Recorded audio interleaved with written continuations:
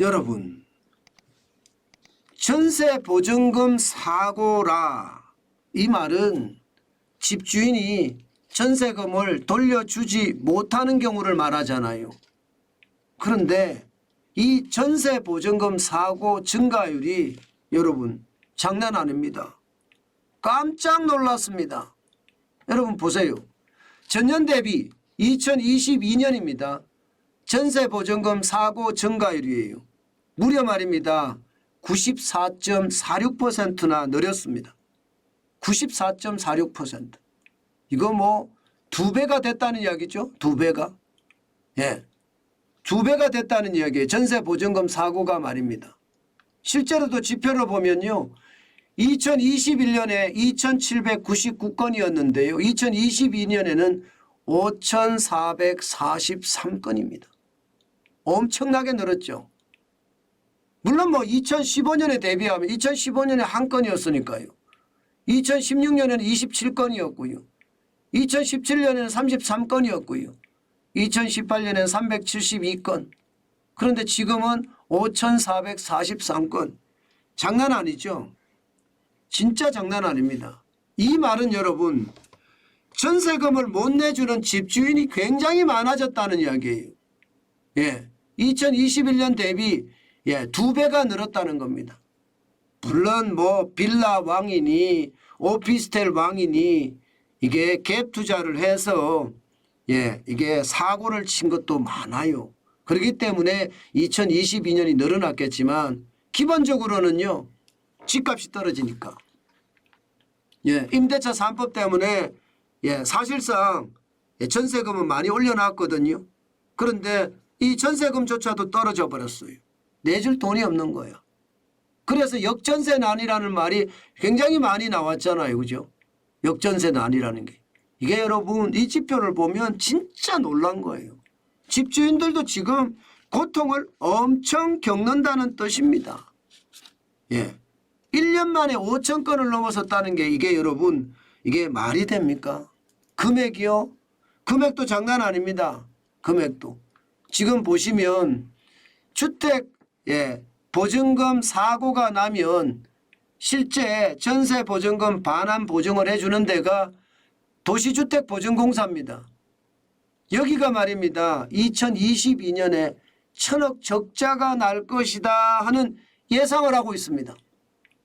쉽게 말하면 이게 전세보증금을 내가 보증보험에 가입하게 되면 집주인이 안 돌려주잖아요.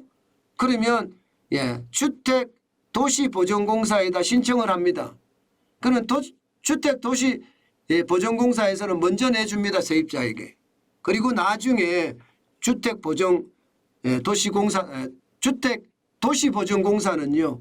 이게 집주인에게 다시 청구를 하거든요. 일반적으로 대의변제 구상권을 청구합니다. 먼저 대의변제를 해주는 거죠.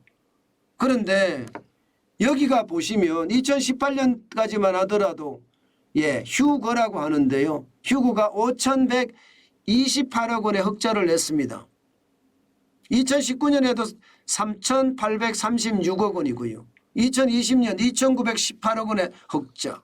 그리고 2021년에도 3,620억 원의 흑자를 냈어요. 그런데 올해는 1,000억가량 적자가 된다고 합니다. 적자가. 왜 이렇게 적자가 많이 날까요? 건수가 많으니까 건수가 지금 보증사고 건수가 2배 가까이 늘었잖아요. 금액으로 보면 어마어마한 돈입니다. 2021년에 5,790억 원이었는데요. 2022년에는 1조가 넘습니다. 1조 1,726억 원입니다.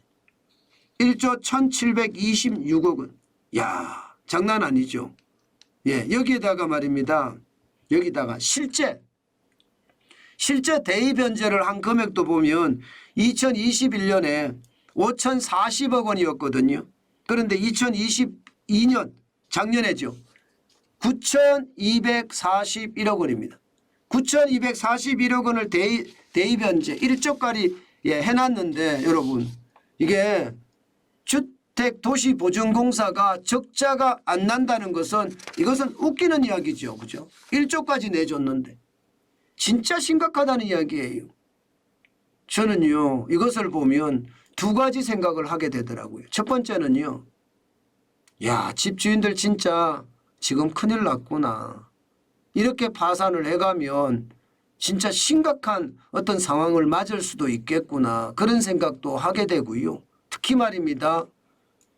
이게 고령 은퇴자의 경우에 전세로 노후 생활을 하시는 분들이 많거든요.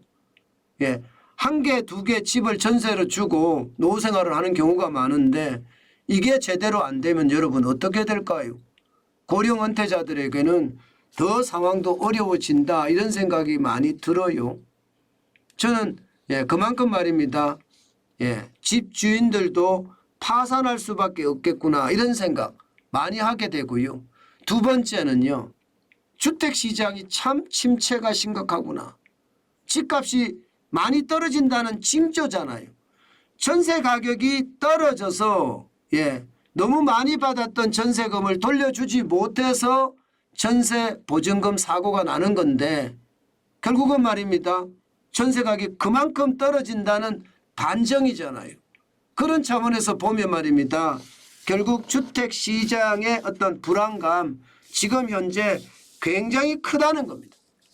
그만큼 시장에 여러분 위험성이 굉장히 높다 이렇게 이야기할 수 있습니다.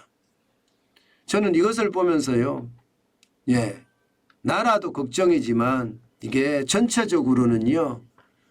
부동산 시장에 대해서도 강력한 연착륙이 결국 시장에 영향을 미치지 않겠느냐 하는 그런 두려움 저는 당연히 있습니다. 전세 가격이 지금 계속 떨어지고 있거든요. 이것은 말입니다.